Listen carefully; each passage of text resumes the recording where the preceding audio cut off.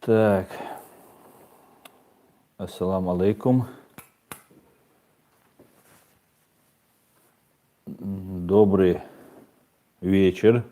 Приветствую всех. Как меня видно, как меня слышно? Вечер.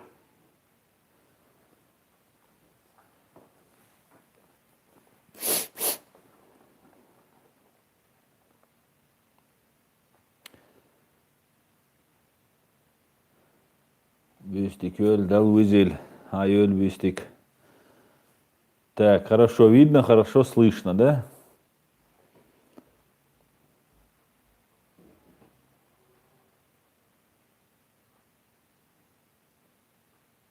Ва алейкум салам, машалхуль. Видно, слышно. Супер, супер.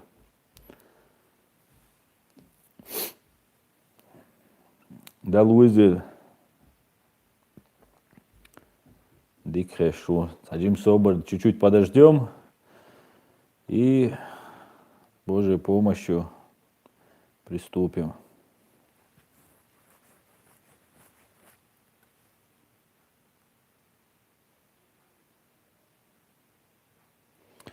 Так, Ичкерия Лев на месте. Ассаламу алейкум, Ичкерия Лев.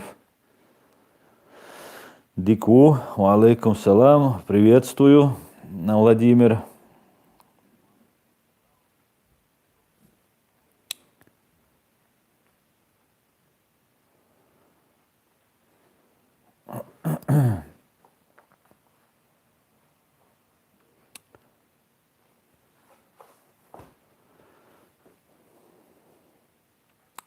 Муслимов. Дику, Муслимов. Так, Джахар Дудаев, второй есть модератор. Алейкум салам. Рамзан Магомед, Аслам Окшдудик. Все хорошо, слава Богу. Так, Савой Элпес, ассаламу алейкум. Что ты думаешь о границах Чечни и Ингушетии? Ну, это уже много раз я уже на это отвечал. Граница между нами будет определена, когда мы станем свободным государством, деоккупируемся. Все решения, все законы, принимаемые действующей оккупационной властью, недействительны, незаконны, соответственно, не имеют никакой юридической силы. Поэтому, что бы кто ни говорил, как бы это все ни поворачивалось, все законы, которые были приняты с момента оккупации нашей страны, будут пересмотрены и отменены, как не имеющие юридическую силу. Ва алейкум салам, шалом с Бельгии, шалом Бельгия. Так, я вот Джонда Бонда только что ответил по поводу ситуации в Ингушетии.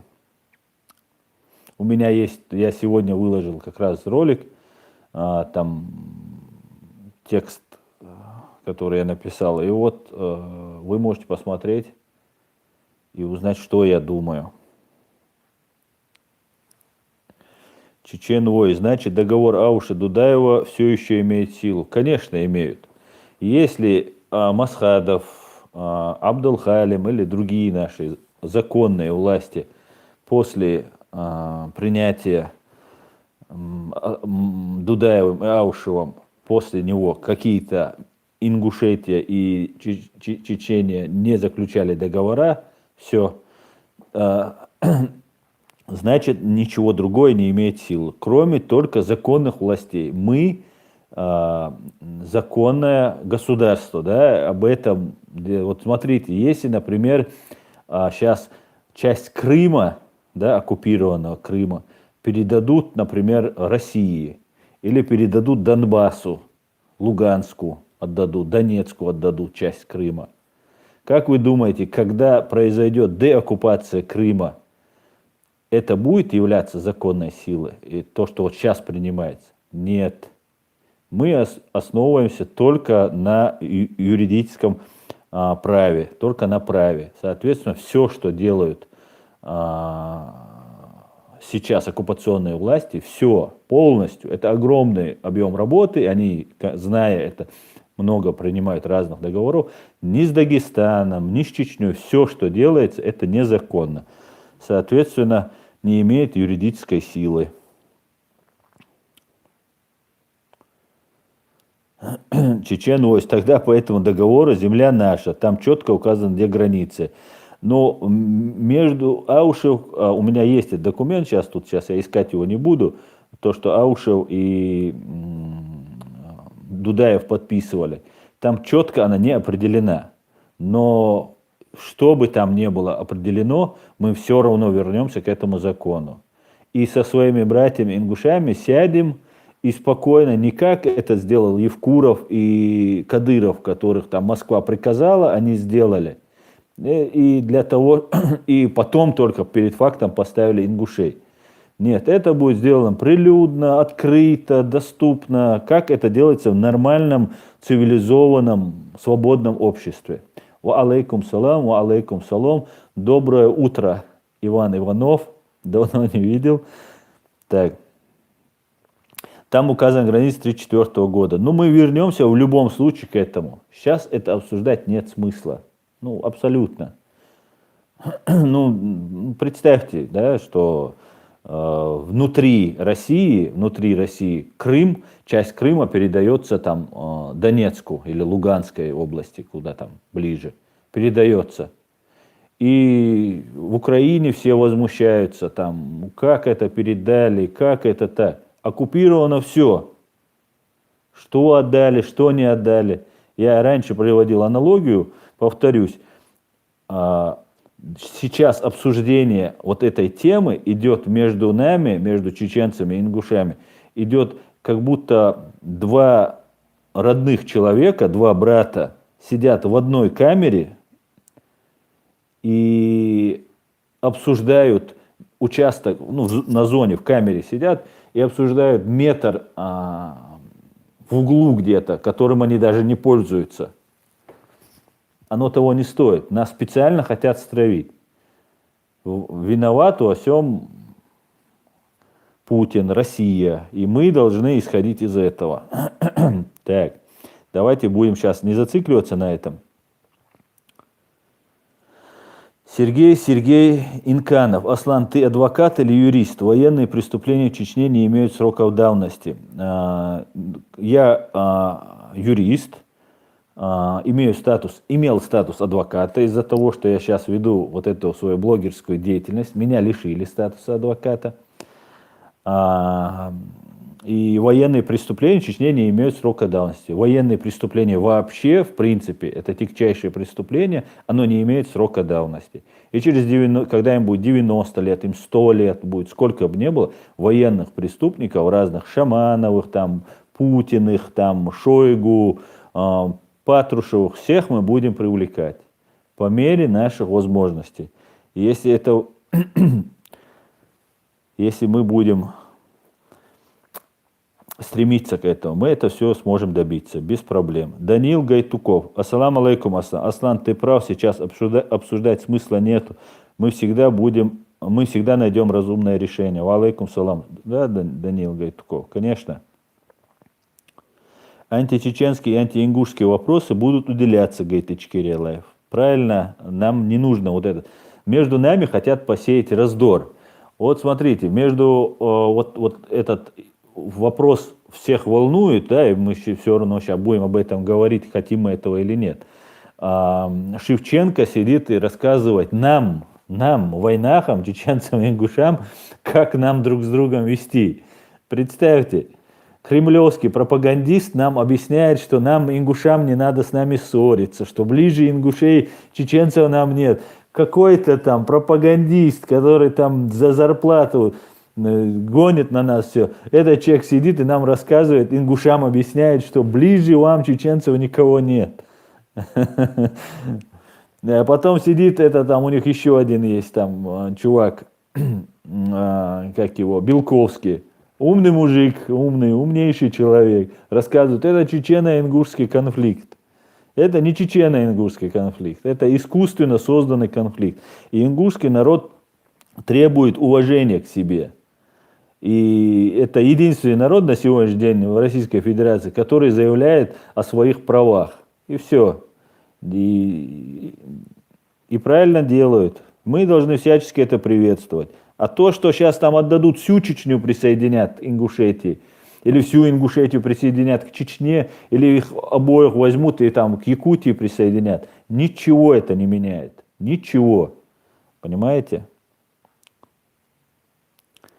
Карим Амхадов. Аслан, кто тебя лишил адвокатства? Я состоял в московской коллегии, московской палате, адвокатской палате. Вот меня лишили. Ну, юридические обоснования они найдут. Мы же юристы, мы всегда бумажечку подложим под это. Я думаю, там все сделано как надо.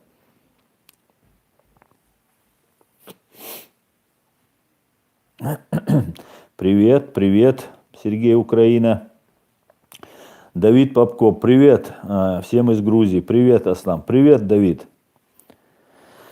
Так, Джордж Харрисон. Аслан, для сомневающихся и тем, кто с иронией относится к независимости, суверенности Ичкерии, разве не доказательство проведения референдума под оккупацией 2003 года смысл этого спектакля? Конечно, Джордж Харрисон. Я один из первых, может быть, я первый озвучил эту мысль, но обратил на это внимание.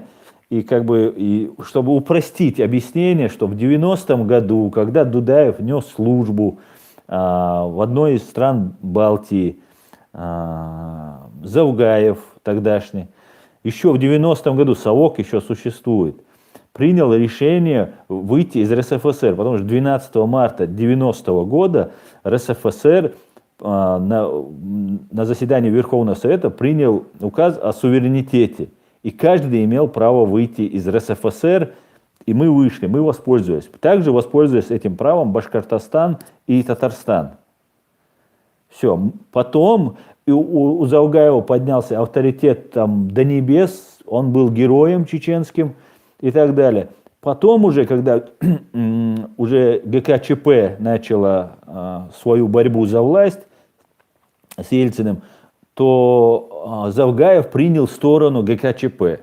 ГКЧП проиграл, выиграл Ельцин. Соответственно, Завгаеву пришлось покинуть свой пост, потому что и мы все советские граждане, мы не враги, мы друг друга, еще 300 тысяч женщин, детей чеченских не убито и так далее. И мы все советские граждане, Дудаев советский генерал, Масхадов советский полковник. Мы не враги. У нас в Грозном живет 80% на тот период русскоговорящих, русских, и там и другие национальности. Поэтому у нас никаких проблем нет, не было с этим. Да? И мы потом уже, это чтобы я все это не объяснять, юридически у нас вот комар носу не подточит, у нас все супер, можете не волноваться. Все, кто у нас был тогда на тот период у власти, все грамотные, образованные, юристы, экономисты, политологи, у нас мозги были даже лучше, чем сейчас, которые есть. И сейчас у нас есть мозги тут, поверьте. А тогда у нас было еще лучше. И мы все сделали в тютельку, не нарушая ни одного советского закона. При этом мы имели право вообще не соблюдать никаких законов, потому что мы никогда добровольно не входили. Это тоже надо учитывать. Если мы придем в любой международный суд, мы выиграем однозначно этот суд. Ну, чтобы это все упростить, эту схему, чтобы не рассказывать это все подробно, да, хотя это надо рассказывать, да, и я вам пытаюсь рассказать, чтобы вы дальше могли это рассказывать. Потому что некоторые вещей я сам не знал, пока не вник в это, не начал все изучать, все документы. При всем при этом один факт. В 2003 году они провели референдум, чтобы для международного сообщества можно было предъявить документ. Это Конституцию, которая в первой статье гласит, что Чечня является неотъемлемой частью Российской Федерации. Вот с этого момента уже они говорят, что вот смотрите, они же на выборах там туда-сюда. А у европейцев и сложен мозг так, они и суд российский, и наши референдумы, которые проводятся в России, считают, как у них, что есть ведь общество, есть ведь люди, которые контролируют, как так нагло все это фальсифицировать. И плюс многие как бы формальность, нужна формальность, да, есть как бы понятие дух закона и буква закона. Вот здесь иногда на Западе и в политике, когда дело касается там больших геополитических вещей, придерживаются принципа буквы закона. Вот по букве есть, а дух не важен. А законодатель закладывает в смысл закон и дух, и буква. Понятно, да? Вот русские соблюли букву закона, но не дух. Хотя и букву тоже они не соблюли. Там нарушение на нарушение. Да, буква, это я неправильно выразился. Букву тоже не соблюли. Так, я пропускаю, ребят, все, потому что я сейчас опять заговорился, как обычно. Давайте сейчас будем по вашим вопросам. Так, Барбаросса, Бельгиум. Вопрос был наверху. Какой же Барбаросса? Мне его сейчас искать. Барбаросса, напиши еще раз. Я здесь шалом написал, Барбаросса. Это был твой вопрос? Шалом. Аслан, побольше чат рулетки, а то увеличить количество подписчиков. Роберт Муто. Роберт Муто, да, наверное, это так, но вы распространяйте мои видео, предлагайте подписывать, но я просто не успеваю и я устаю от этой чат-рулетки. Там столько неадеквата, мне тяжело. Конечно, надо. Так, Карен Лавидян. Здравствуйте, Аслан. Здравствуй, Аслан. Как бы не было печально осознавать, но все, что произошло и происходит сейчас, это очень страшно. И эхо всего будет слышно веками, иметь страшные последствия. Это очень печально все это. Ну и здравствуй, Карен. Я не думаю, что это будет иметь такие последствия. По крайней мере, между нами, ингушами, чеченцами, я не думаю, что чего-то будет. Горец 06. Ахмедов, ингуши были, есть и будут. Братья Нохчи, инша Аллах, клянусь Аллахом, Аслан истинный чеченец, Нохчи у войне сагу. Да, Горец 6. Я истинный чеченец, стопроцентный. Я не знаю, что ты вкладываешь, но по маме и по папе я чеченец. И думаю, как чеченец. Так, Борис Волков. Сейчас я вот Ивана Васильевича сейчас отвечу, Борис Волков. Рассматриваешь ли ты Чечню в составе России на правах широкой автономии? Иван Васильевич, рассматриваешь ли ты Россию в составе Чечни на правах широкой автономии? Если ответишь на этот вопрос, я тебе отвечу. Я не считаю, что мы ниже кого-то, чтобы мы были в составе кого-то. Так, Мичаворса, Борис Волков. Удалили, что ли? Борис Волков удалили. Так. Ичкерия Лайф ответил за меня.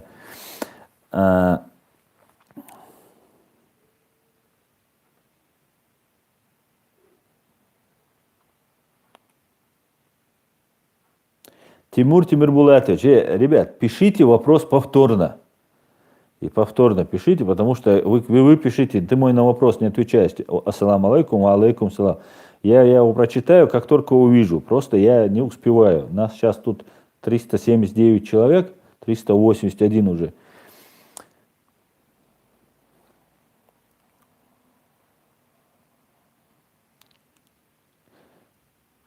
Так.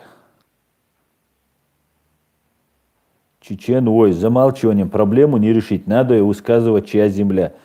Я же тебе только что объяснил, Чечен Войс. Чья земля указана в наших документах. Все. Сейчас это просто мы бередим, находим среди чеченцев людей, которые там обижаются на то, что ингуши говорят, там те же Абадиевы говорят. И находим среди ингушей тех, которые мы отвечаем, да. Этого не надо делать. Мы льем воду на мельницу тех, кто это разжигает. Давайте не будем это делать. Давайте находить точки соприкосновения, а не разъединения. Так. Выборы президента. Влад Мартин. Выборы президента Украины. Ты, Аслан, недавно сказал, что Зеленский встанет на колени перед Путиным. Это неправда. Это черная пиар-компания вора Порошенко. Нет, Влад, Мартин, это неправда, это правда. Зеленский сказал, еще когда Янукович только собирался уйти, он сказал, что я стану перед Путиным на колени, только не ставьте мой народ на колени. И все. Это правда, это есть в интернете, вы можете это увидеть. Так, Ахмед Ахмедов, расскажи свое мнение об Идрисе Абадиеве. Ну, я вот эти вещи, которые там разные провокационные, которые льют друг на друга грязь, я стараюсь это пропускать, я особо не вникаю. Но то, что об Идрисе Абадиеве очень много говорят, ну, просто мимо ушей пройти не могло. Поэтому я кое-что услышал об этом Идрисе Абадиеве. Он, если это правда, конечно, да, я лично от Абадиева это не слышал, но что у него книга какая-то есть, что там чеченцы самые, там какие-то там такие-сяки и так далее. Что там мы там какая-то низшая каста ингушей, отколовшись от ингушей и так далее. Поэтому ну, с этим согласиться не может ни ингуш, ни чеченец. Никто не может с этим согласиться. Я сегодня смотрел Аушева, и он говорил, что ингуш слово произошло от ангушт. Мы один народ. И мы разделились. Так исторически происходит. Как, например, Германия и Австрия, да, они разделились. Ну, что сделать? Нам заставлять их называть себя чеченцами? Нет, конечно. Хотят они быть ингушами? Пожалуйста. Я, например, тайпан Нашхо. Из селения, из населенного пункта или там, из места Мазархо. Я могу через там, 20 лет, или сегодня я могу сказать, что я по национальности Нашхо. Или там я по национальности Мазархо. И это мое право. И никто меня не может запретить это делать. Мы свободные люди. И ингуши, и чеченцы. Мы на Кавказе, в принципе, все свободные ногчи. Свободные люди. И даст Бог, будем всегда. Так, моя мама Нашхо говорит, старик Хатангч. Хосаишик антук.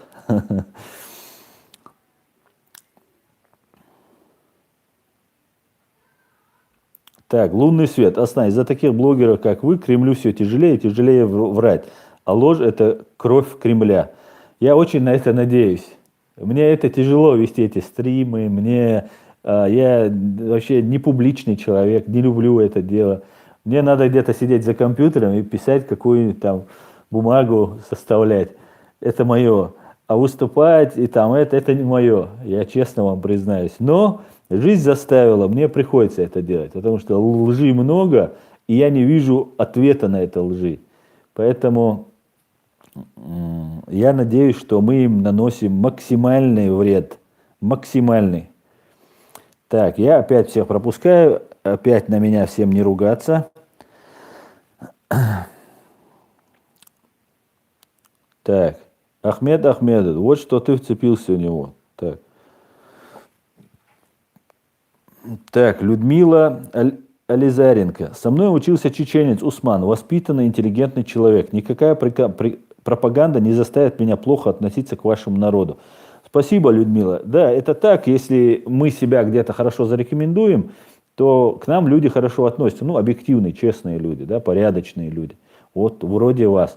Но при всем при этом из 100 миллионов россиян нас практически не знает никто, да, чтобы общаться и понять этот народ, этих людей. Плюс еще надо, чтобы не попался какой-нибудь там нехороший человек, да, и чтобы испортил мнение. Хотя по одному человеку судить мнение тоже неверно, да, но все народы хорошие, все люди хорошие. Я исхожу из этого. И я исхожу из того, что кто-то в этом народе есть плохой.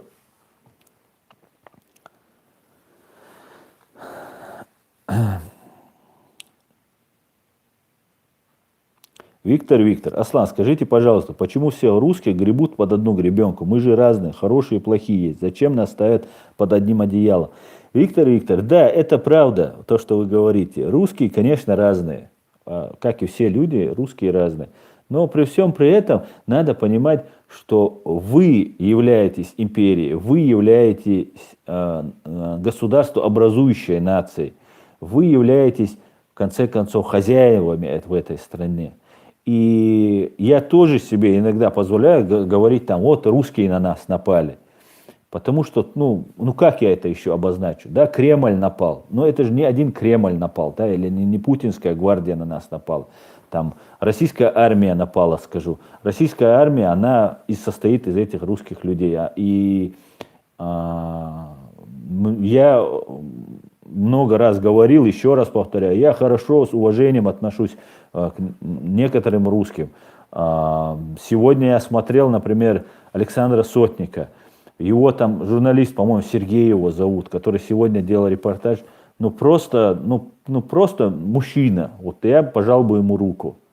Также есть Пиантковский, есть Илларионов. Это я только имею в виду таких, которые там медиа, публичные фигуры.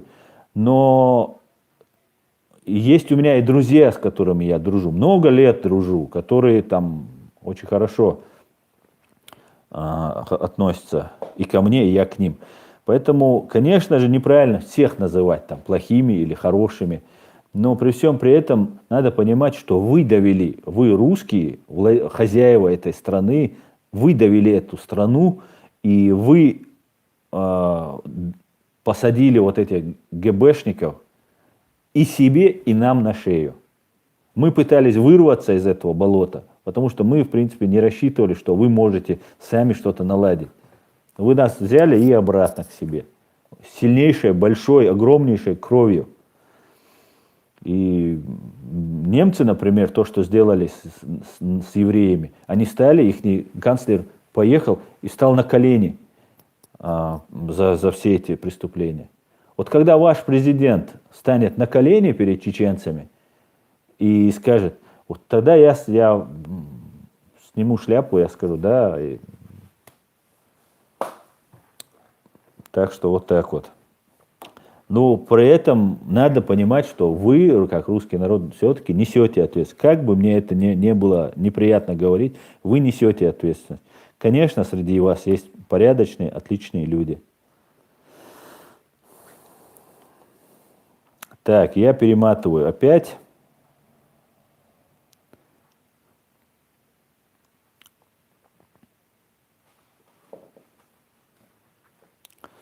Так, Бак Астронг. Аслан, у меня вопрос. Почему Тумсов всегда говорит, в Чеченской республике Ичкерия будет шариат? Я тоже за шариат, но почему он не говорит, мы проголосуем сначала? Это не ко мне вопрос. Это не вопрос. Это не вопрос. Не ко мне вопрос.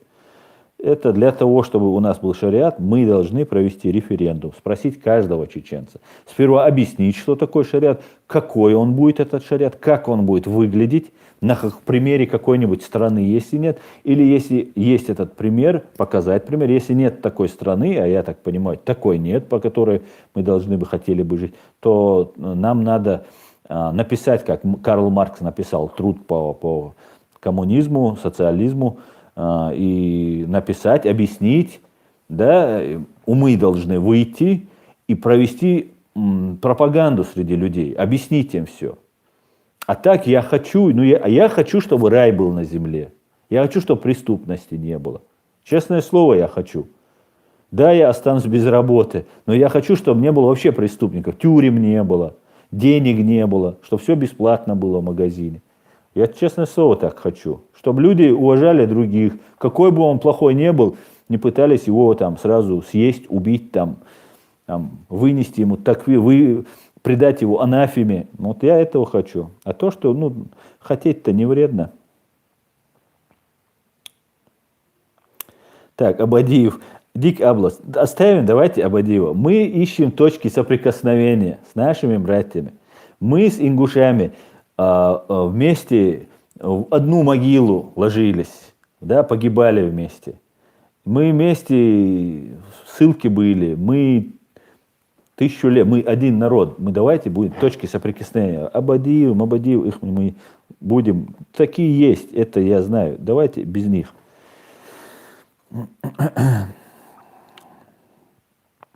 Так. Так, дальше.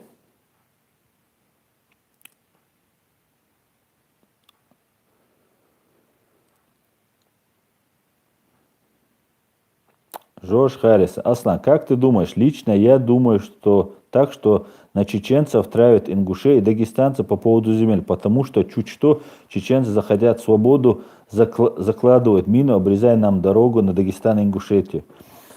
Ну, я думаю, вот с учетом того, что сейчас Шевченки там разные хотят вот этот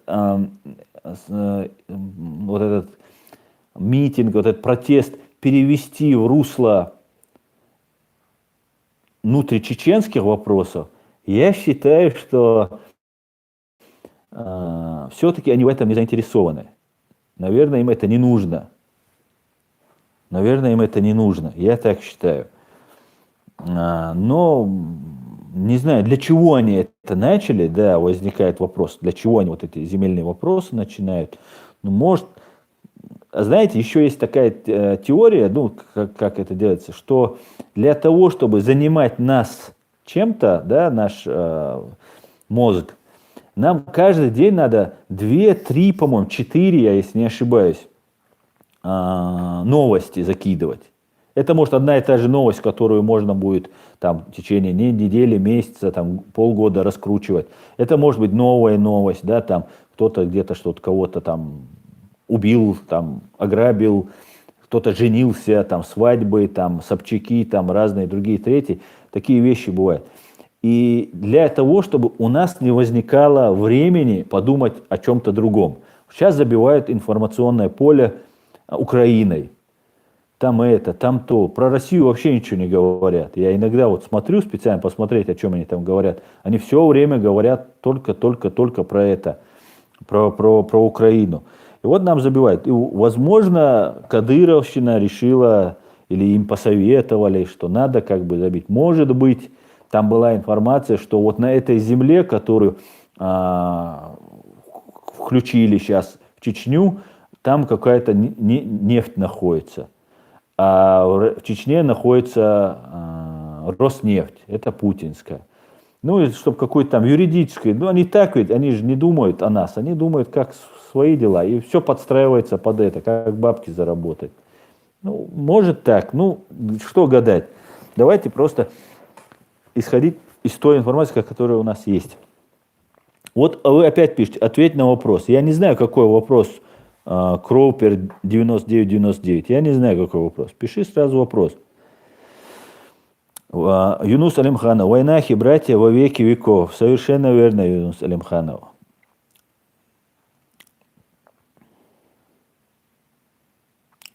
Так, Мия 2 лита. Аслан, ты ранее говорил, что для чеченцев отложены деньги за нефть, за войну и так далее 400 или 900 миллионов евро. Суд решит? Нет, я не говорил, что они отложены.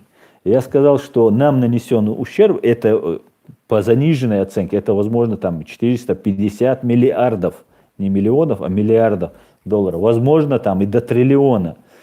Но это мы должны предъявить России. Для этого нужны юристы, для этого нужно подсчитать. Мы не можем прийти в суд и сказать, вот я приблизительно думаю 400 миллиардов или там 500 миллиардов. Ну вы дайте тогда там 300, а мы там разберемся. Нет, юридический вопрос, он должен быть точен, как в математике. Поэтому мы должны все это подготовить. Это огромный объем работы. И кроме нас его, кроме вас его, нас всех вместе взятых, никто его делать не будет. Понятно. Поэтому это мы имеем, и мы это должны доказать, и выиграть, и добиться. Ахмед Ахмедов. Имеешь связь с Ахмедом Закаевым? Ну, телефонную связь имею. Горец 06. Украинцы, Аслан истинный чеченец, я ингуш, и он наш брат. Нас большинство, более 600 тысяч его поддерживает. Просто пока его мнение не услышали. Я, Михаил Эсмурзай, из-за передачи земель чеченцев я ни один шаг на митинг не сделал. Правильно? Нет, это же не из-за чеченцев. Там же как ситуация? Там просто как-то надо высказать свое мнение. Ингуши находятся в лучшем положении, чем чеченцы. они как бы имеют какие-то права. В Чечне установлен уже режим наподобие большого там сталинского режима, сталинского большого террора. И у чеченцев вообще нет прав. Вот кто-то говорит там, почему чеченцы не поддерживают это, почему это. Чеченцев нет вообще слова. Понимаете? Мы потеряли треть, мы пережили геноцид, мы потеряли треть народа. К нам что-то говорит. Мы 20 лет вели борьбу, практически вот наши соседи нам помогали, и все. Только вот то, что есть, да, не вооружение, это не какие-то страны, это граждане России помогали нам, по факту получается так. И поэтому мы находимся в тяжелейшем положении. А у ингушей получше ситуация. Хотя тоже эти же флажки, да, они расставлены. И ты знаешь, что если ты делаешь это, там, что-то там призываешь свергнуть там Путина, там, да, или еще что-то, тебя убивают. Ну и ты говоришь, почему ты нас не спросил? За законы, за то, что обязан был Евкуров спросить свой народ, и потом парламент ведь проголосовал, потом отказался, что не проголосовал. Там же нарушения были. И они говорят, вы нарушили. И все правильно ингуши делают. А то, что у нас там, они заберут этот клочок земли, когда мы освободимся, мы сядем и разберемся. Так, задонатил мне Аллаху Акбар. Бисмиллах от YouTube. Дался адоль Аллаху Акбар. Так.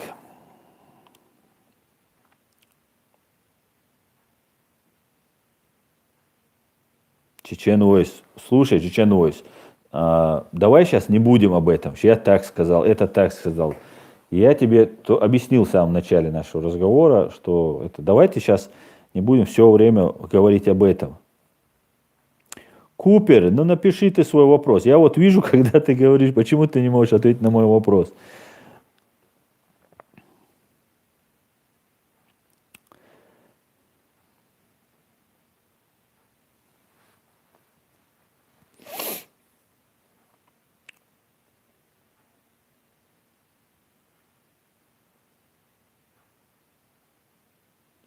Скорпион G, за полученное ранение в 2001 году, когда была война, я могу получить компенсацию за увечья, которые получил, будучи ребенком? Конечно, можешь. Как только мы освободимся, как только мы установим свою власть, как только мы сформируем все ветви власти, мы сразу же, моментально же создадим отделы, и это прекрасно в России знают, мы создадим и будем, у нас уже есть наметки, есть кое-какие подсчеты, мы будем возвращать, конечно, а как по-другому? Даст или не даст, это другой вопрос. Будем добиваться, все, что мы сделаем, будет, все, что мы не сделаем, не будет. Как правильно говорить, Чечения или Чечня? Чечения, правильно. Ну, уже я по привычке говорю иногда Чечня. Рустам Шарипов, салам алейкум, ва алейкум салам. Так, Дурдук Личев. Гордон обращался к тебе? Нет, Гордон ко мне не обращался. Так, Купер 99. Аслан, во-первых, я хотел сказать, что твой сегодняшний был на высоте.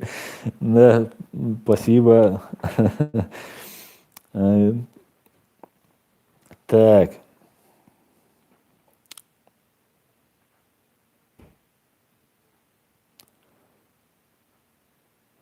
Алекс Адам. Аслан, в каком положении находится Россия экономически? Ну, если ссылаться на разных там экономистов, адекватных, да, объективных экономистов, например, того же Илларионова, того же, как же его зовут? Есть один парень, то не очень хорошо у России дела.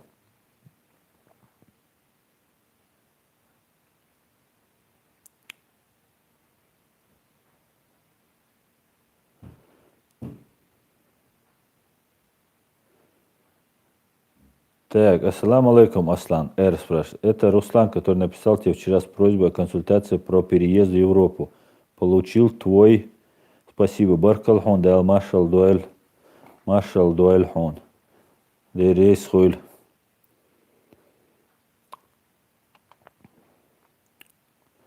Так, Вульпес Инкульта. Аслан, знаешь ли ты блогера Ахмеда Али Хаджиева. Его не видно, не слышно. Но я знаю столько же, сколько и вы. Я его видел в Ютубе. Так, модераторы, всех подряд не баньте, а? И если нет оскорблений, то не баньте. Хорошо?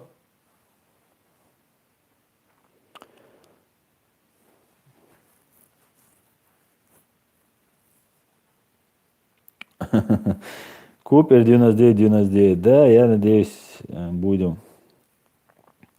подниматься, развиваться.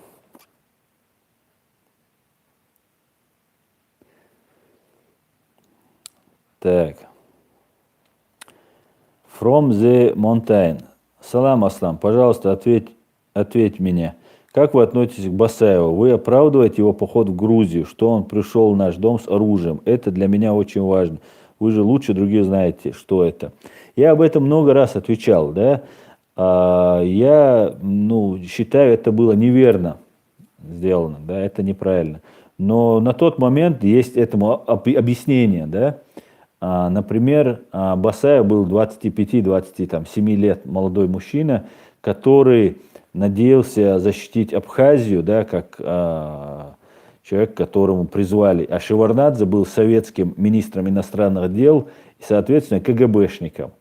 И как бы с этой целью сами чеченцы, которые шли к свободе, и он как бы выступил в этом плане. Плюс нужно было там подготовить, обкатать, да, наших там, да, и как бы рвались чеченцы, зная, что Россия на нас нападет. Но это мои догадки, это я ничего не утверждаю.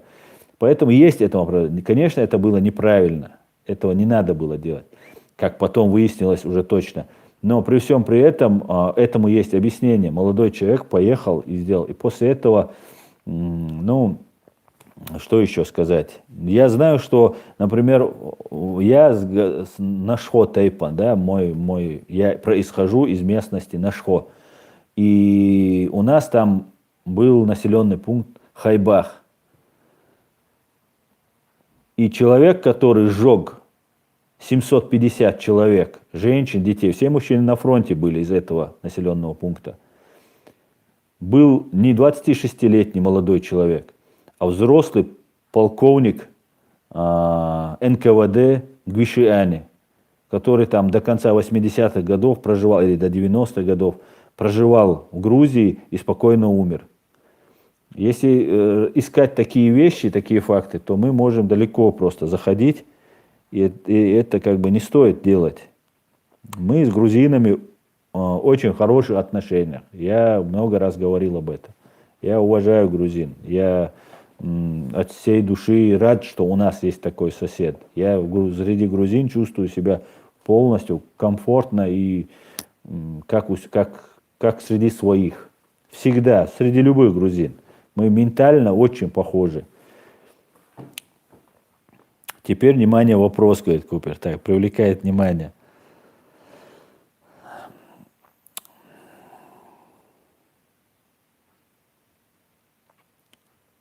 Так, Дик Аблос. Басаев и другие чеченцы пошли не против Грузии, а за Абхазию. Но, к сожалению, ошиблись адресом. Совершенно верно. Барбаросса Бельгиум. Капитан ГРУ, кстати, Басаев был. Факт. Ложь, Барбаросса. Ложь, которую вы возводите на нашего героя.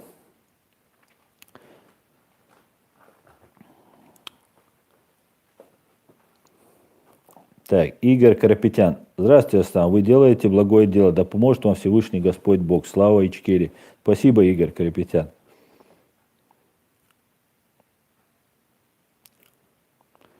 Так, принц 95. Ассаламу алейкум, Аслан. Рад тебя видеть и все ичкерийцы. Ва алейкум салам, принц 95. Принц 95. У тебя российский оккупационный флаг, который присвоили Чечне, и номер 95. Если ты нам рад, лучше сменить. Аслан, как ты видишь, Акас спрашивает, как ты видишь будущее России? Я не могу, конечно, предвидеть все, но я бы хотел бы видеть Россию свободной, демократической, цивилизованным государством, где будет минимум коррупции и где будут соблюдаться основные права и свободы человека. Вот я бы такой ее хотел бы видеть.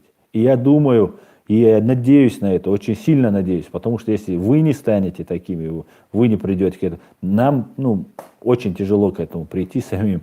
Физически мы не можем вас уничтожить, да, и сделать вас свободными, пока вы сами не станете свободными. Поэтому мы не смогли вырваться из России. И вот надежда теперь на вас, дорогие россияне.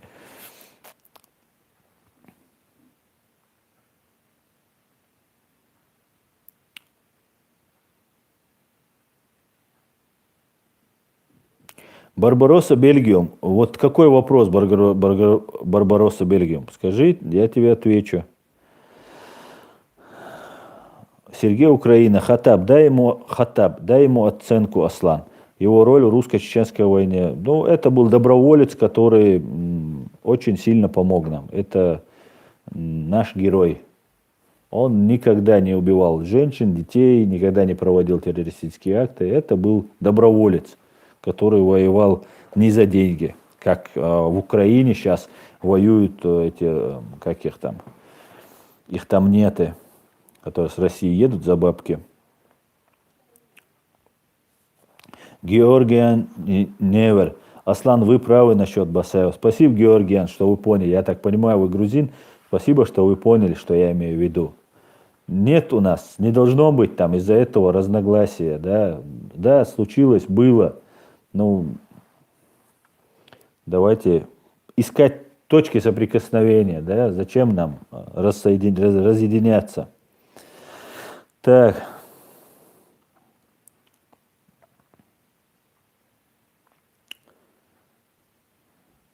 Внимание, вопрос. Да, задай ты уже, Купер, свой вопрос. Так, я сейчас... О, я уже тут перешел. Так, Модер, пожалуйста, не удаляй вопрос Барбаросса Бельгиум. Он уже хочет задать вопрос. Принц 95. Когда вы молчали, я подумал, что кадыровец правы. Теперь вы мне глаза открыли. Именно Тумсо, а мой флаг ничего не значит в душе Ичкерия. Ну, как же не значит? Значит. Так, Барбарос Бельгиум. Как ты считаешь, если в начале 90-х Ингушетия не присоединилась бы к русским, разделила бы судьбу Ичкерии, то, по-твоему, какой ход истории был бы у вашего этноса в смысле войнаха? Копируйте, что пишете. Ну, я не знаю, конечно, предсказывать сложно. Ну вот, давайте придадимся просто там логике. Два генерала, да, Аушев и Дудаев собрались. И они, у Ингушетии забран большая часть территории пригородного района, да, и ингушам надо эту территорию вернуть. Два генерала, военных генерала, прекрасно понимают, с кем они имеют дело, да, лучше, чем я, вы, прекрасно понимают это все, и они договариваются. Ну, например, это мое мнение, я не знаю, как это было, что бы я сделал на их месте. Я бы сказал бы, давай, Руслан, ты оставайся в России, возвращайся в свой пригородный район, а мы отделимся, и границу между нами мы четко не обозначим. В случае, если у нас все с Россией пройдет, хотя юридически все мы имеем право, но мы Россию прекрасно знаем, и ее подлость мы тоже знаем. В случае, если у нас произойдет война и нам нужна будет помощь, ты примешь наших беженцев, ты нам будешь помогать. Как только, если этого не произойдет, и мы сможем отделиться, и все, и нас мир признает, и мы построим свое государство, вы потихоньку к нам присоединитесь. Границы между нами нет. Я бы, например, поступил именно так. Именно так это и вышло. Началась война, ингуши нас приняли, Россия была категорически против, Дагестану запретили принять, Ингушетии запретили принять, но и Аушев, и из-за этого он лишился своего поста, я так понимаю. Поэтому два войнаха, зная хорошо, подготовились и попробовали сделать. Но ничего не закончилось. У нас все еще впереди. И у ингушей, и у чеченцев, и у всех кавказцев. Купер Аслан. Вот, Аслан, я хотел бы сказать, что у всех народов, населяющих Кавказ, по две стороны хребта, с севера на юг и с запада на восток, нечего делить. У нас у всех общая история, общие корни и обычаи. Да я полностью с тобой согласен, Купер. Есть такой политолог, был такой, сейчас его уже нет, политолог Абдурахман Авторханов, и советую прочитать, у него много есть книг по этому поводу. Он нас всех называет кавказской нацией. Мы все разных национальностей являемся носителями кавказского этноса, кавказской идентичности. И мы за много лет никогда между собой не воевали. Никогда. Вот за все это время, если не вмешивалась Россия, да, и там, например, не провоцировала конфликт, как в 2008 году, и послала там чеченоговорящих против Грузии и так далее. Мы, или там Россия присылала нам грузин, да, это не считается между нами. Мы, как народы, друг с другом не враждовали. Никогда. А нас там десятки, если не сотни, сколько нас там. В Дагестане сколько народу. Кабарда, Карачай, ну много. Бытовые конфликты, ссоры, разборки, все было. А этого не было. Поэтому мы один народ. Мы кавказский этнос. Пенек московский дался доль, на карту боев дался доль пенек московский.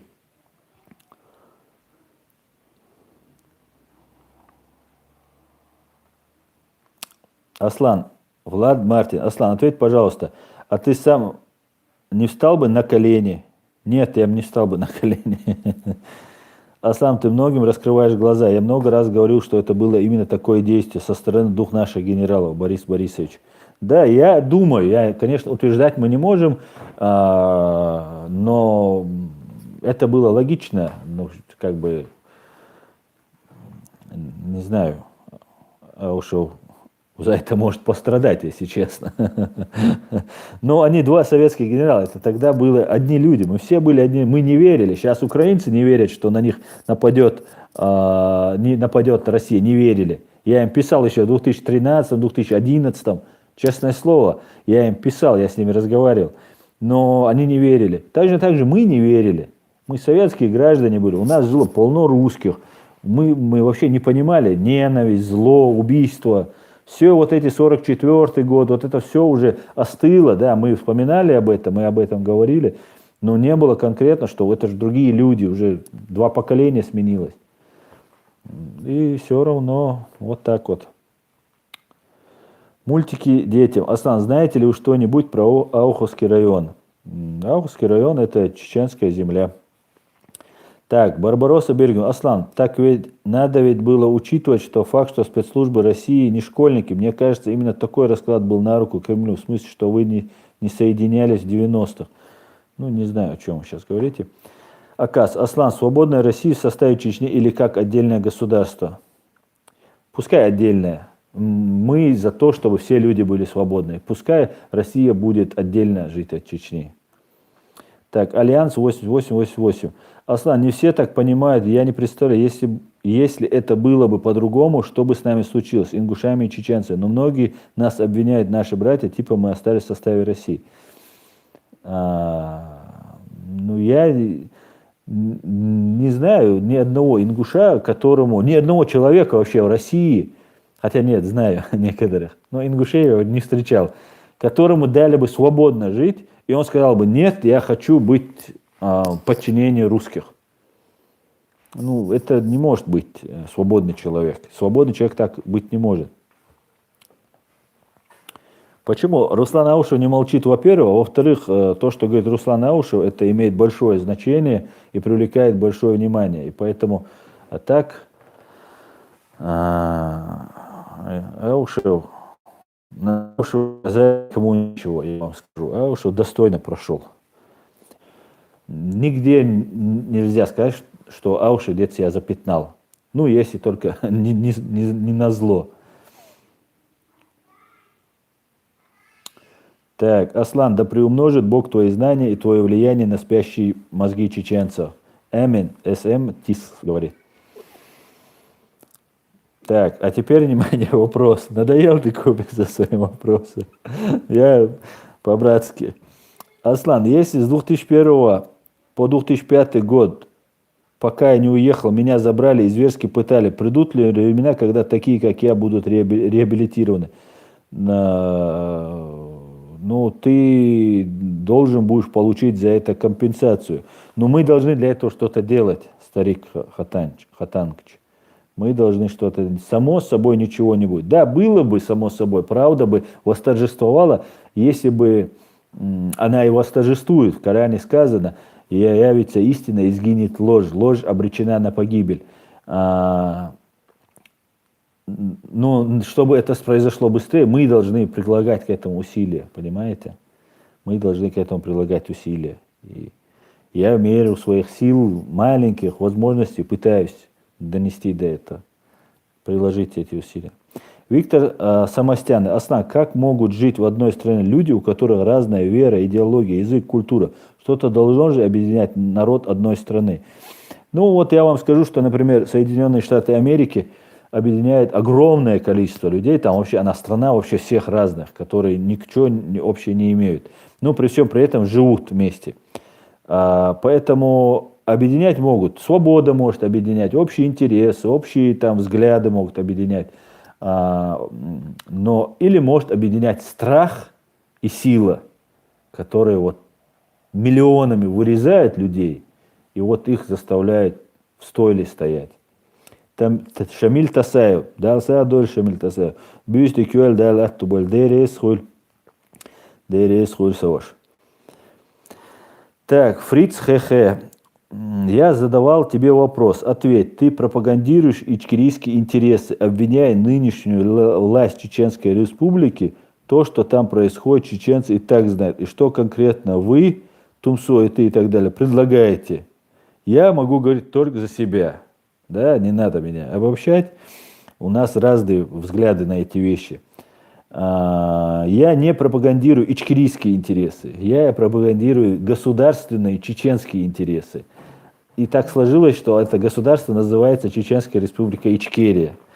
Оно юридически у нас имеется. Я предлагаю убрать оккупационные войска, привлечь всех виновных к ответственности, возместить полностью, компенсировать моральный, материальный вред, нанесенный нашему государству, нашей стране, и строить свободное, демократическое общество на основании Конституции 92 года, когда мы станем субъектом международного права, когда у нас будет место ООН, у нас будут дипломатические отношения со всеми странами, когда мы будем не отчислять деньги в Москву, а все, что у нас зарабатывается, будет оставаться у нас.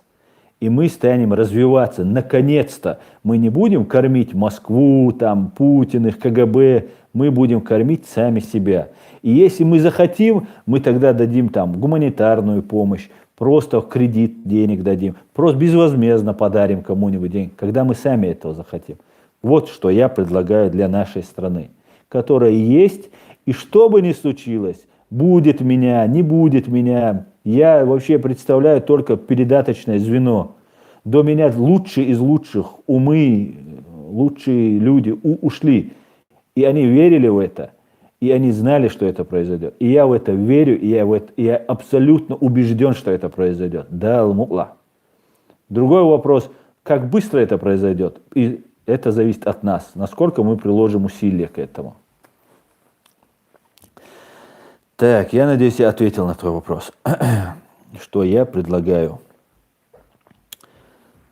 Так. Алан Кавказ. Аслан, как ты относишься к кавказцам, которые по приказу КПСС убивали братьев-мусульман в Афганистане? Я отношусь к тем, кто убивал братьев-мусульман на Кавказе, именно не к братьям, а к этому поступку неправильно. Это неверно. Да. Если ты намекаешь на то, что это делал Дудаев, это неправда. Неправда. Дудаев не бомбил Афганистан. Было там даже одно видео, там они, как бы пытаясь опорочить, российская пропаганда, пытаясь опорочить, что так советский генерал предал там с Россию. И я не только имею в виду, что мусульмане, там, да, Дудаев, там, другие, которые там участвуют в войне, сами Советы признали эту войну преступной, и это по факту так и было. Все участники этой войны, они совершали преступления против свободного, независимого Афганистана. А российская пропаганда, чтобы как-то опорочить Дудаева, был там какой-то маджахед, у него берет интервью, такой бандит, преступник, которого ждет трибунал Сладков, такой есть пропагандист российский, и он говорит, что Дудаев сообщал им вылеты самолетов, бомбардировки, сообщал там кому-то своему, и они знали, заранее уходили. И они нам это как бы рассказывают. Так, Алан Кавказ. Я не намекаю, я знаю, что очень много кавказцев убивали мусульман в Афганистане. Не имеет значения, Алан Кавказ, я только что ответил. Не имеет значения, мусульмане это были или нет. Никто не имеет права убивать и мусульман, и не мусульман. Любых людей не имеют права нападать на чужую страну и убивать этих людей. Поэтому не надо выделять нас, и это уже как бы подразумевает, что ты на что-то намекаешь. Так, вот этого уберите СКС ТРФ, да, это тут эти тролли. Так, Борис Борисович, Аслан, правда, что Крым передают Израилю? Нет, Борис Борисович, это неправда. Тайлер Дердер, ингуши имеют аланские корни. Нет, ну, может быть, кто-то имеет среди них и аланские корни, может, кто-то имеет и русские корни, но по факту ингуши это народ, который происходит от нахов, и они не имеют аланских корней. Хотя, ну, я сейчас ошибаюсь, аланы это в том смысле, я это сейчас говорю, как будто это осетины. Но есть такая версия и ингушской интерпретации, я не знаю истории до конца, что аланы это все-таки нахи, в том числе ингуши. Ну, может быть, это и так. Тогда они имеют. Поэтому я не знаю, кто из них имеет.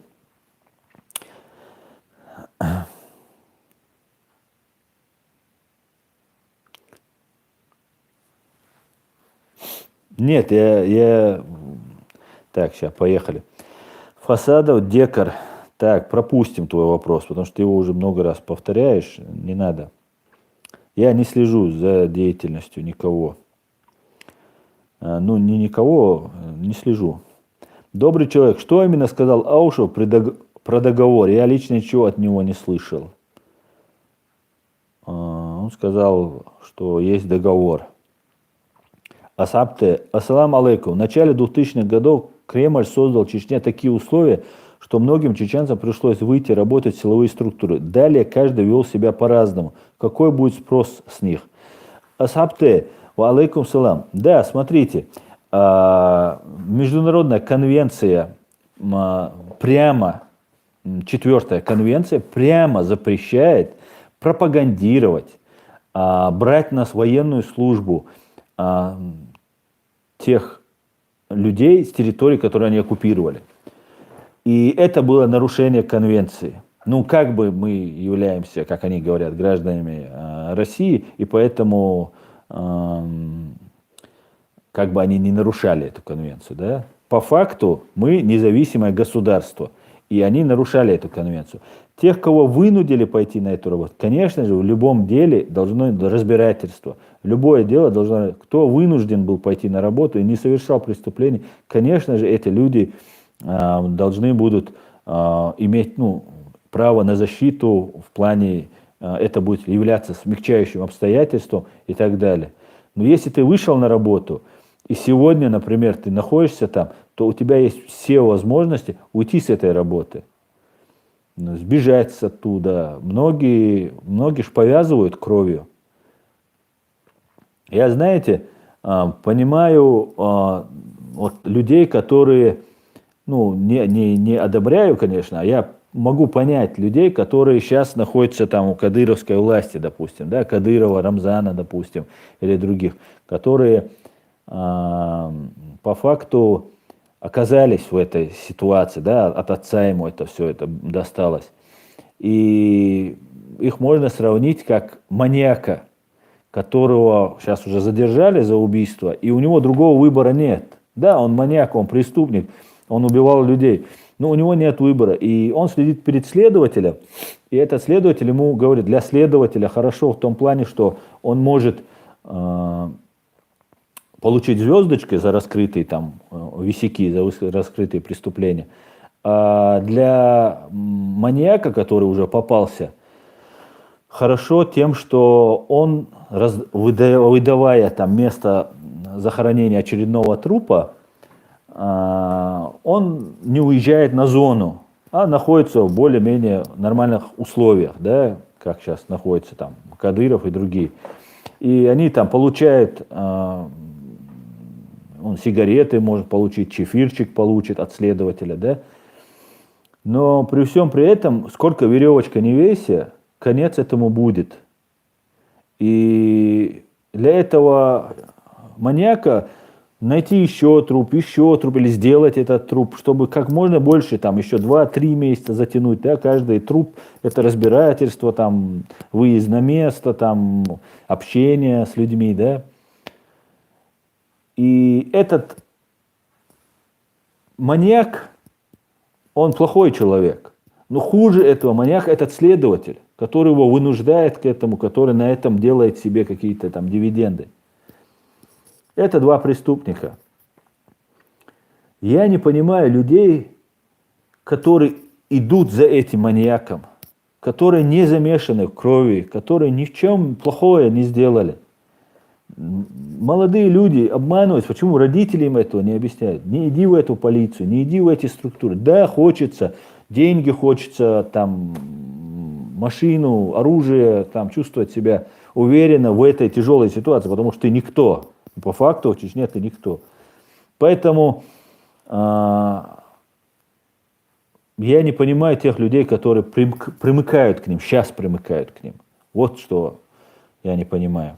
Но я надеюсь, они поймут. Так, Пенек Московский задонатил. Войнахи, братья навек. Да, Сеадор, Пенек Московский. Да, войнахи, братья навек. И будут до конца, до судного дня будут. Да, Ал-Мула. Так, Умар Хамди. Аслан, ассаламу алейкум. Есть версия, что нас передают Англии, и они требуют вернуть нас в ПИ, и они закроют глаза на Крым. Нет, я такого не слышал. Данил Гайтуков. Аслан, на какую страну мы можем оперировать, чтобы поддержали нас? Кавказ от соединения России. Соединенные Штаты Америки. Мы должны обращаться. Потому что на сегодняшний день Соединенные Штаты Америки являются полицейским в этом мире. Так сложилось.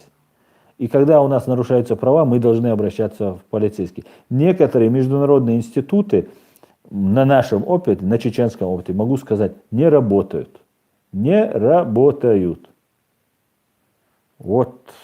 Я не знаю, для чего там столько бюрократии, столько денег выделяется, там эти ПАСЕ, там, да, они какие-то там озабоченности высказывают, но когда произошел геноцид, у меня лично претензии, ко всему миру претензии у меня. Почему этот мир позволил произвести над нами геноцид?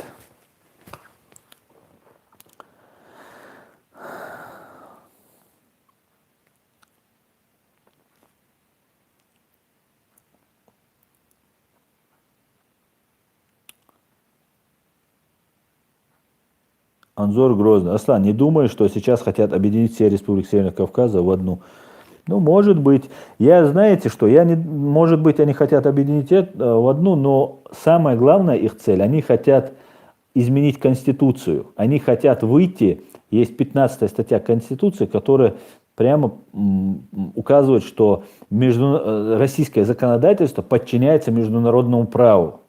Да, что мы должны согласовывать. И в случае, если ваши права нарушены в России, вы прошли все инстанции, вы можете обращаться в международные институты, например, Европейский суд по правам человека, и вы можете там отстаивать свои права.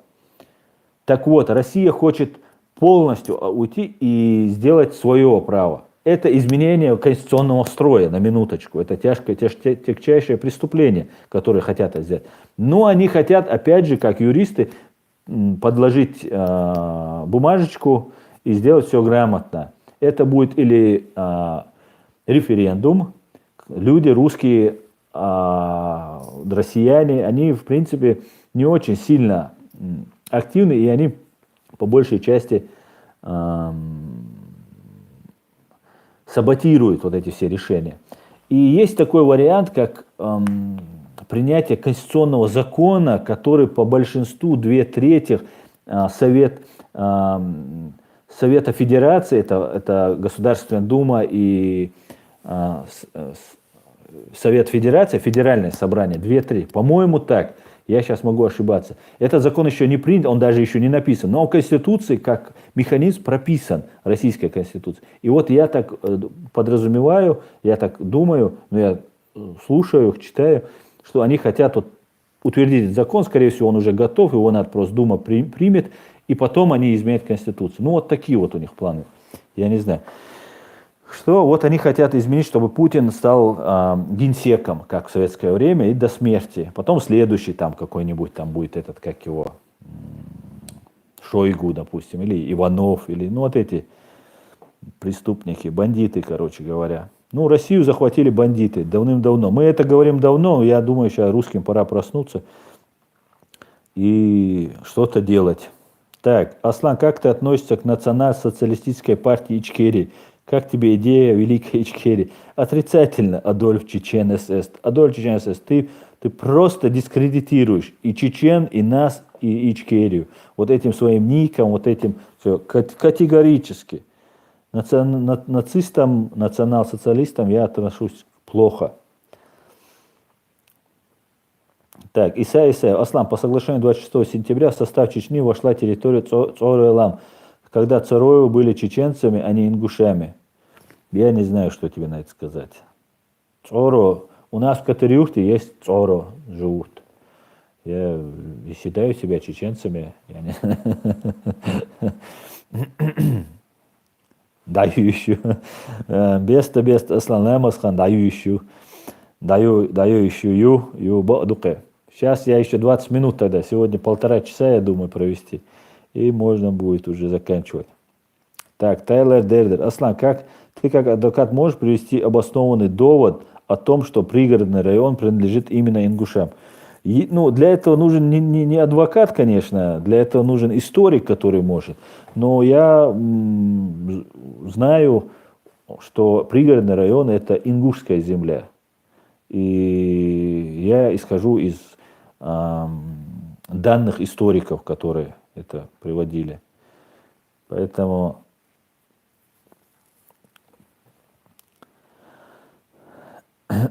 надо возвращать. Новая жизнь. Аслан, почаще будет тут. Обязательно. Буду все время с вами тут.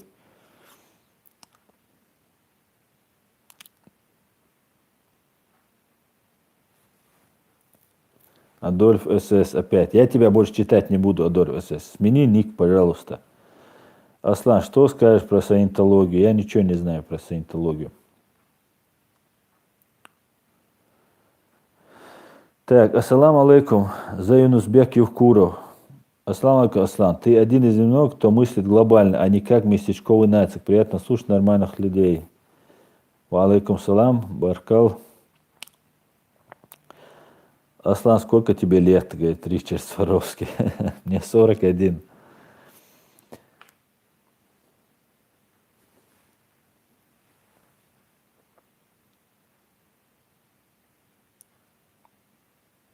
Умар Али, выплачивают ли компенсации в виде выплат в Европе тем, кто пострадал в ходе боевых действий?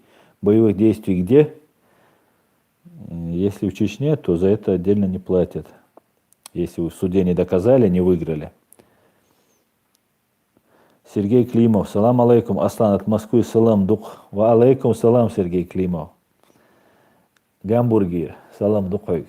Сергей Климов. Так.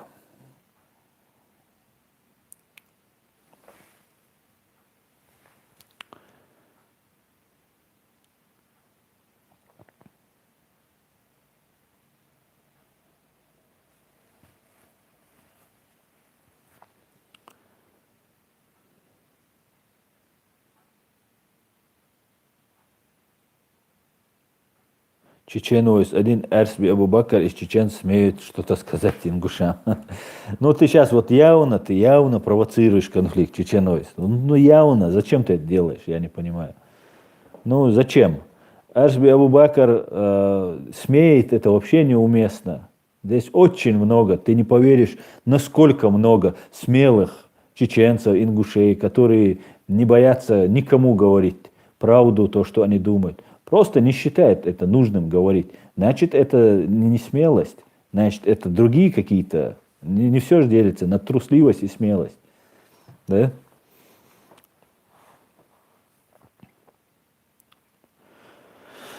Так,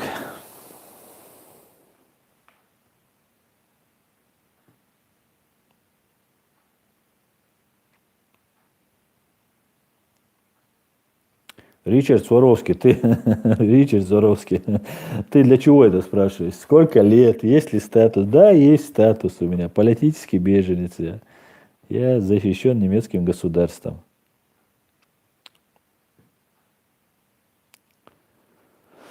Так, пенек московский. Аслан, еду нашу готовишь в Германии, брат? Конечно, готовим. Готовим, кормим, немцев кормим, евреев кормим. У меня есть тут товарищ. Украинцев кормили, приходили, русских кормим. Всех кормим. Конечно. И пропагандируем, навязываем. Хонг, наши этот, черемшу, кормим немцы за обе щеки. Вот недавно к нам заходил полицейский, и я, отец, брат, мы как-то собрались, и как раз пришел полицейский к нам в гости, мы его накормили этим чесночным соусом, мясом, у него там с зубом была проблема, он не стал это все много есть, но отведал, и говорит, о, хорошая еда. Так, ассаламу алейкум, Асан. Что думаете на такой теории, что Россия это колониальная страна, которая проиграла холодную войну, и она управляется извне? Ва алейкум салам. Нет, Россия не колониальная страна. Она не проиграла холодную войну, холодную она проиграла, но она не колониальная война. Она страна, которую посчитали, что вот пришли демократы, что вот они уже вот это зло КГБшное избавились, что вот они выбрали демократический путь, их приняли во все институты, и у них было право. Да, Америка играет первую роль, да, Америка полицейский, это надо признать, хотим мы этого или нет. И Россия это признавала до сих пор, и тогда признала, и все, вошла во все союзы, в G7, G20 там, и так далее, и так далее. А потом взял и Путин кинул всех по старой КГБшной традиции. Просто для того, чтобы закрепиться и сейчас как Иран доживать. Иран ведь не люди, иранцы же против всего мира, да? Это кучка, которая у власти сидит. Она так выстроила эту систему. Дай свободу иранцам, они будут рады. То же самое, дай русским свободу, они будут рады. Но другое дело, что они не могут бороться в силу каких-то обстоятельств. Так, можно, Куба. Ва алейкум салам. Можно вопрос? Так.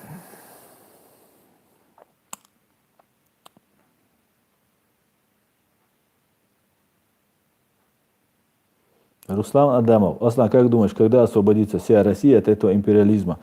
Также освободится... Да, также освободится Кавказ. Как думаешь, когда освободится вся это? Ну, имеется в виду, когда? Или...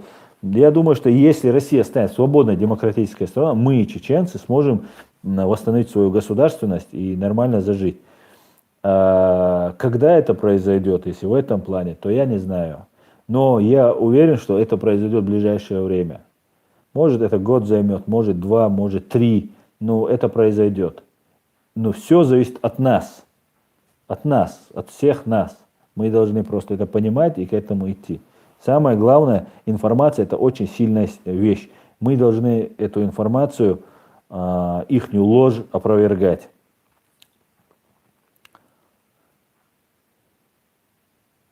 Жорж Харрис, Аслан, положа руку на сердце, скажи, ты веришь, что в нашей жизни мы увидим свободу, а не намного старше, я не намного старше тебя?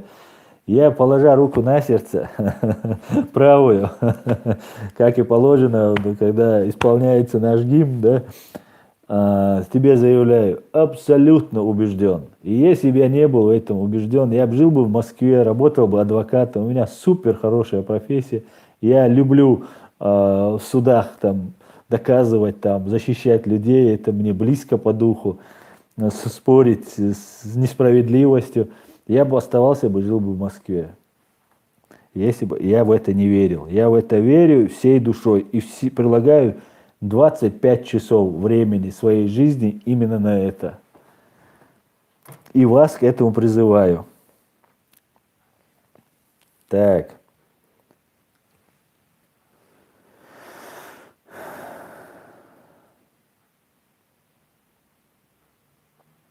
Алексей Машонин. Салам алейкум, Алексей. Иса, салам алейкум. Да, Чечня будет свободной, иншаллах.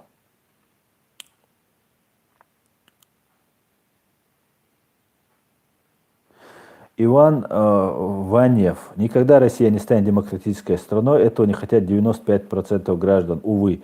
Ну, я бы не согласился бы. Сейчас просто, знаете, вот как про Чечню рассказывают, что миллионные митинги собирают там и так далее. Нет, люди просто находятся в таком униженном, зашуганном состоянии. И в России, и в Чечне. И поэтому я не думаю, что 95%. Да, есть огромное количество необразованных, назовем это своим именем, быдло, которые, ну, им нужен царь там и так далее. И они не видят себя в свободном обществе. Но при всем при этом в 91 году же эти же люди еще живы, которые тогда им было 20 лет, 30 лет, 40 лет, когда они 25 лет назад вышли и прогнали. Поэтому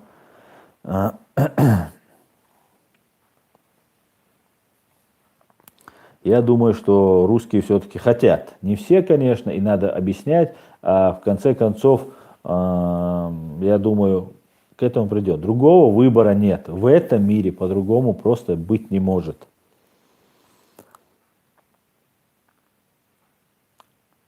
Евгений Гор. Россия лживая, лицемерная тирания, диктатура. Русские испокон веков жили рабами тиранов.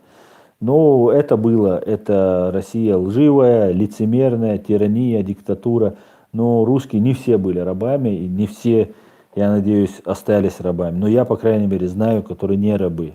Хотя русские, в отличие от чеченцев или тех же украинцев, не такие вспыльчивые, не такие, как мы показывает время. Но я надеюсь, если сложатся обстоятельства, санкции, Запад, мир и пропаганда, антипропаганда, которую мы ведем, она дойдет до людей, люди проснутся, и русские просто, они очень сильно атомизированы, разъединены. Им надо соединиться, доверять друг другу. Над ними работать, над чеченцами работать, вот над русскими работать еще больше. Агентура, стучат, докладывают и так далее. И надо делать все возможное.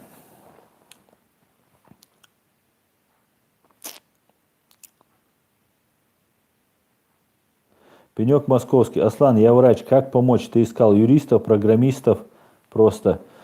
Ну, я так понимаю, Пенек московский, ты в Москве, поэтому ты мне ничем помочь не можешь.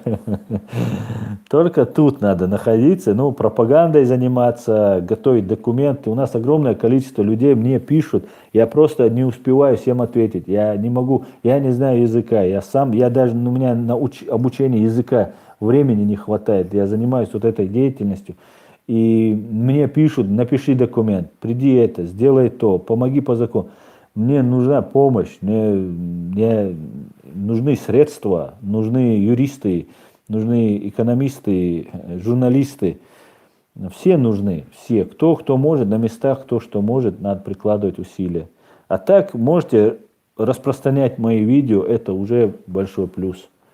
Ну, конечно же, соблюдая все меры предосторожности, те, кто находится в России.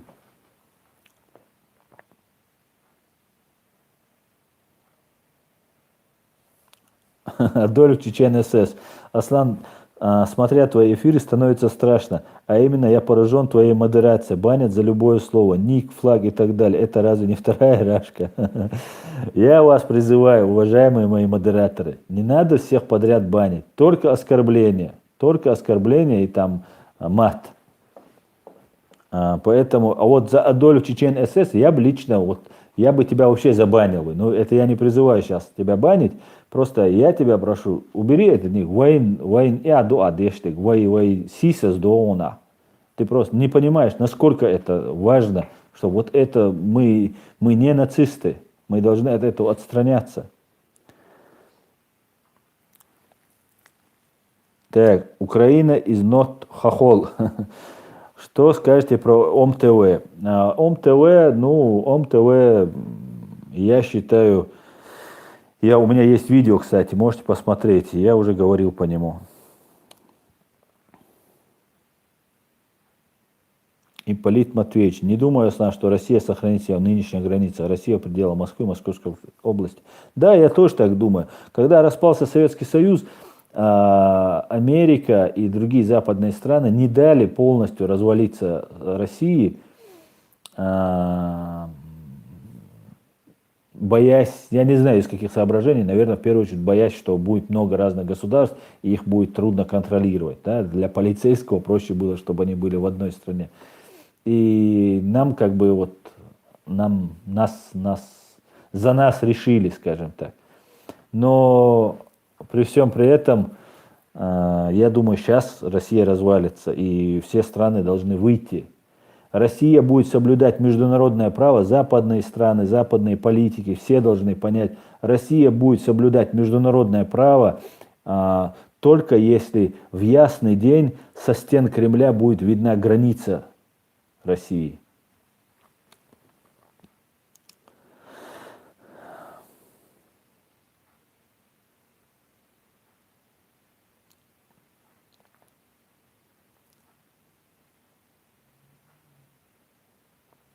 Ва алейкум салам, Вайнах Про. Так, Зайн Узбек Евкуров. Русским нужно проснуться, если хотят жить как в нормальной стране. А у вас на ТВ одни жиды, просыпайтесь, русские. Так, Зайн Узбек Евкуров. За вот оскорбление по национальному признаку прошу удалить этот комментарий. Не надо здесь никого называть жидами. Евреи наши друзья, нам очень много помогли. Много правозащитников нам помогло, поэтому давайте не будем переходить на национальность.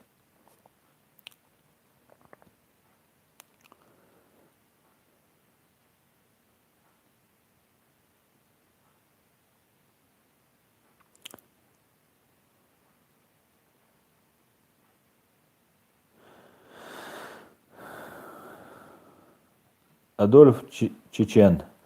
Аслан, как мешает мнение отдельного маргинала в качестве меня? Вот, например, в США люди могут уходить с нацистской символикой, а в Германии нет. Ведь мы стремимся к свободе, а не к большому брату. Ну, во-первых, в Германии не во всех штатах это разрешено, я так понимаю. А во-вторых, в США не во всех штатах, а во-вторых, Германия это не США. В Германии был этот человек, который убивал людей по национальному признаку.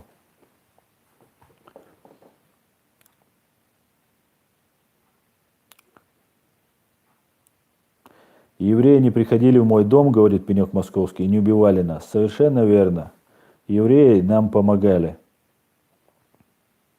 Не все, я не за всех говорю, чтобы сейчас не обвиняли. Но многие помогали. Войнах про Аслан, немцы мохтхайон. Wie geht's dir, Bruder? Good, Bruder, danke. Дикцахасон. Вот если ты знаешь, мне нужен будет переводчик, документы переводить, там мои ролики переводить. Так, господа, мы уже почти 1,5 часа. Я думаю, пора закругляться. Что ты думаешь о грузинах? Я думаю, что грузины красавчики. Руслан Адамов. Аслан, что вы думаете о канале Сотник ТВ? Сотник ТВ супер канал. Вот такие русские. Говорят, там русские нет. Есть русские. Вот Сотник ТВ есть. Сотник огромную работу делает. И у него там сколько? 500, 600 или 300 тысяч подписчиков. Поэтому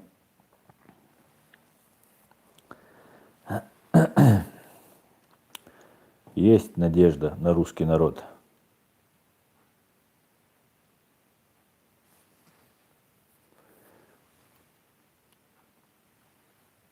Какие действия? Фриц Хехе, не можешь отвечать на мой вопрос. Какие конкретные действия должны предпринять чеченцы? Что ты имеешь в виду? Какие действия? Сотник, я не думаю, что Сотник еврей. Синий кит говорит, Сотник еврей.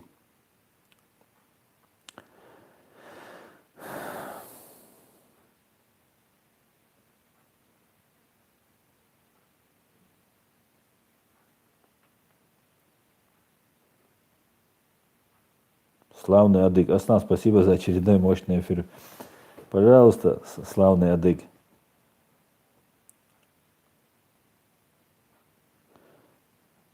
Так.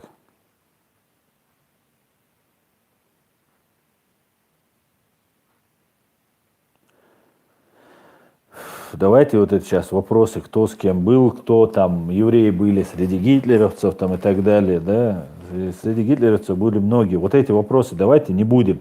Я вас прошу, как не разжигаем между чеченцами и ингушами, так же мы не разжигаем там между евреями и чеченцами.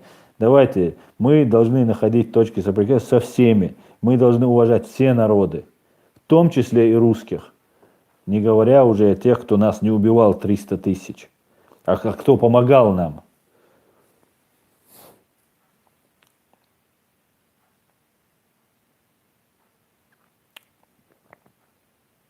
Чтобы вернуть власть чеченцев, какие конкретно действия нужно предпринять, спрашивает Фриц Хехе.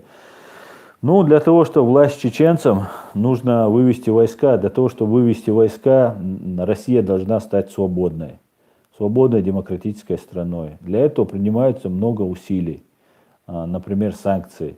Для того, чтобы Россия стала свободной, надо помогать Украине.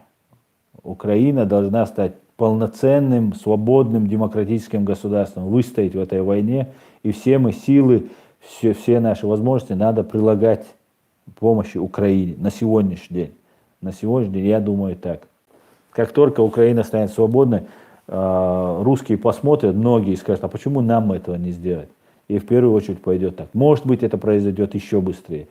Но на сегодняшний день мы должны помогать всем, кто стремится стать свободным демократическим обществом. Каким хотим стать мы.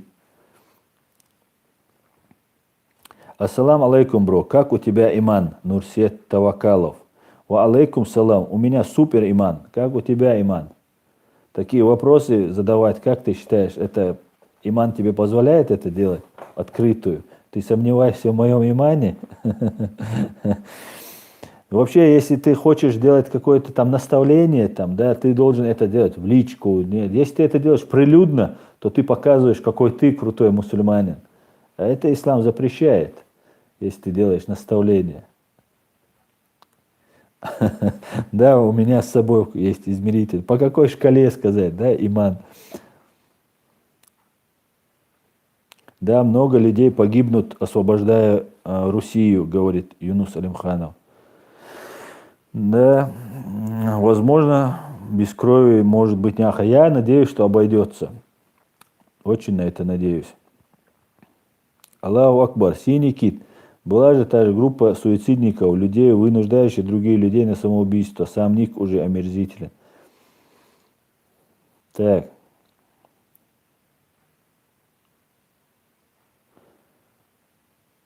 Ассалам алейкум, Аслан. Что скажешь про существо под названием Иблис Абадиев? Я уже говорил об нем. Если то, что он говорит, правда, то это мы должны всячески осуждать. И чеченцы, и ингуши это. Так, Дик Аблас. Аслан, ты отлично сказал насчет имана. Ответ действительно супер. Ты сходу вырубил провокатора. Так держать. Уже я устал просто объяснять. Просто я, знаешь, какие-то вещи, если ты так не разжеванно не скажешь, вырежут, хотя вырежут и так, и это скомпонуют, скажут, что я там против ислама, там против этого, что я там какой-нибудь там американский наймит, мне платит Госдеп там, или еще что-то там. Про Дудаева говорили, про Масхада. А кто я? Конечно, про меня тоже будут говорить. Так, Адоль Чечен СС. Аслан, будет ли запрещена национал-социалистическая партия в Ичкерии? Например, во многих прогрессивных странах она есть и ее не блокируют. Я не знаю, что ты подразумеваешь под ее деятельностью. Если она будет призывать к чистоте арийской расы, чеченской расы, то, конечно, она будет запрещена. Это у нас прямо указано в Конституции.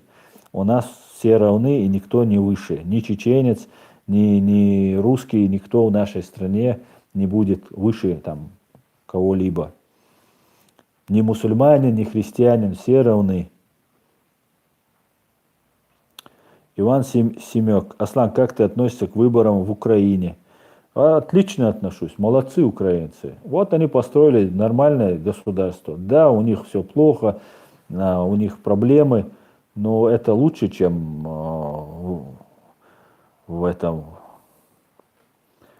в морге, как в России.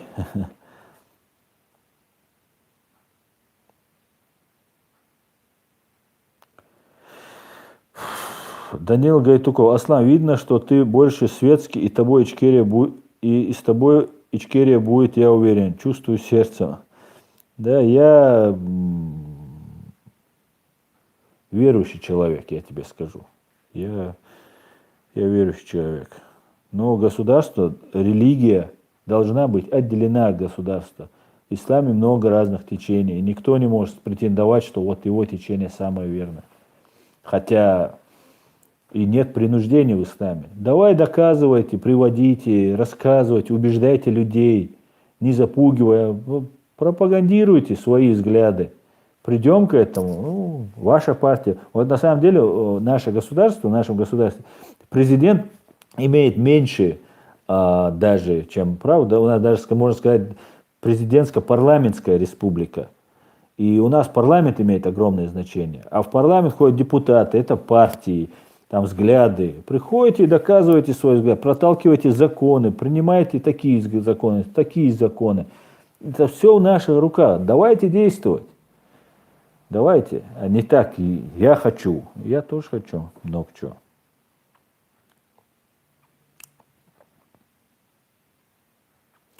Венгалаев, Шамиль Басаев, это никакой не повстанец, это террорист. И ты сравнивной какому-то коммунисту НКВД с вашим псевдогероем.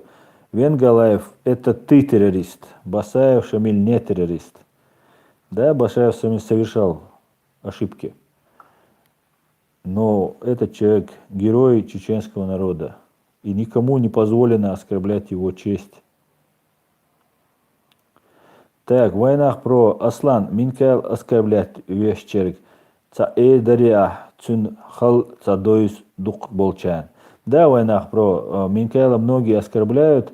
Ну, тут говорит, что ты сказал тем, кто его оскорбляет. Многие, большинство, вот я тут многие блокировал у себя, я ролик выложил. Многие это искусственно создано, видно по ним, заходишь на их страницу, смотришь. Это такие тролли. Ну, есть, которые тоже поддаются этому, и для этого тролли и действуют. Они должны создать видимость большого количества таких негативных. А есть люди, которые идут как за толпой. И некоторые начинают поддерживать. Так вот, Минкайл тяжелейшие условия перенес. Минкайл перенес конкретные психические, моральные, физические нагрузки. Человек перенес 2, 3, 4, 5, по-моему, операций на позвоночник. У него ампутирован один средний палец на руке, куда был прикреплен ток, и его били током. Короче говоря, человек перенес это все. И человек возражает, привлекает к этой проблеме. Он им это не простил. Делает, что может. Вот тот, кто его ругает, я бы сказал, почему вы не делаете? Здесь огромное количество людей, у которых погибли, убили, пытали, все это. Почему вы не делаете? Если не можете сами, напишите мне, расскажите свою историю. Я ее озвучу, расскажу, я буду привлекать к этому внимание. Я отдельную рубрику для этого создал. если будет такое количество людей.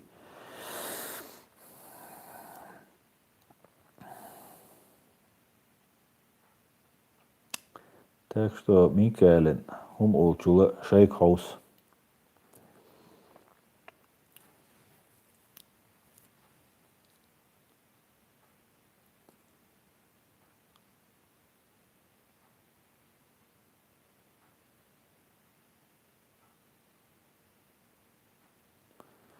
Почему? Причем здесь Ичкерия от ислама? Ислам наша государственная религия. Никто ничего не говорит. Давайте сейчас не будем уходить куда-то опять, меня втягивать в эти разговоры. Я говорю, что религия должна быть отделена от государства.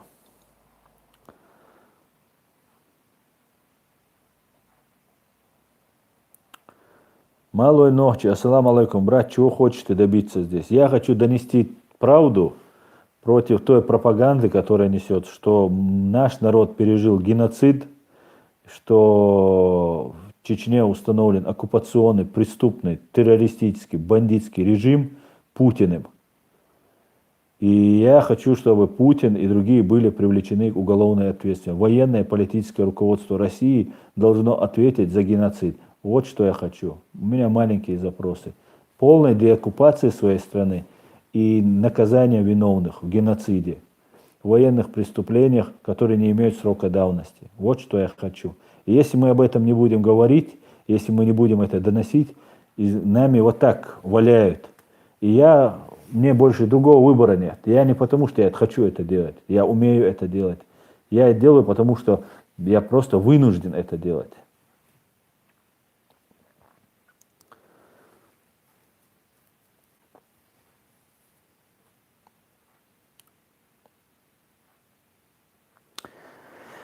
Так, господа, мы уже 1:40 общаемся. Я думаю, на сегодня хватит. Хорошо пообщались.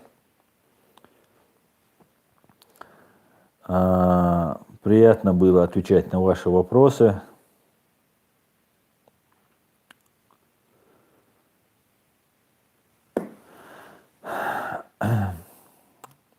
Ну, на этой ноте прощаюсь с вами.